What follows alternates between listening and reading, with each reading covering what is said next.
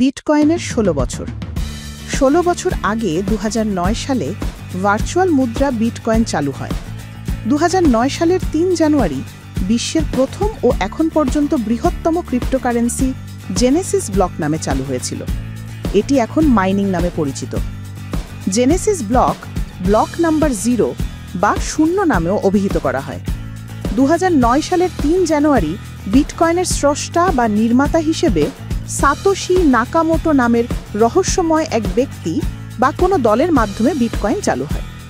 প্রথম বিটকয়েন ব্লকে একটি বিশেষ সংকেতে একটি প্রতীকী বার্তা অন্তর্ভুক্ত ছিল। সেই বার্তায় ব্রিটিশ দৈনিক দ্য টাইমসে ২০০৯ সালের ৩ জানুয়ারি ব্রিটিশ অর্থমন্ত্রী ব্যাংকের জন্য দ্বিতীয়বারের মতো বেল আউট করার সংবাদের শিরোনাম দেখা যায়। ২০০৮ সালের ২৮ অক্টোবর সাতোশি নাকামোটো বিটকয়েনের শ্বেতপত্র প্রকাশ করেন।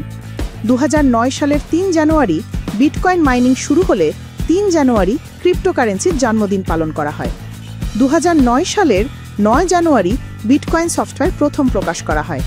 ১২ জানুয়ারি বিটকয়েন নেটওয়ার্কে প্রথম লেনদেনের নজির দেখা যায়।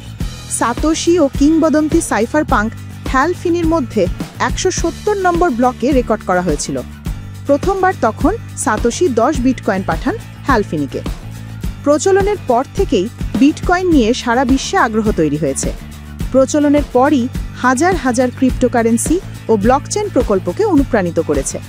এখন বিটকয়েনের দাম $৯৭,০০০ বেশি।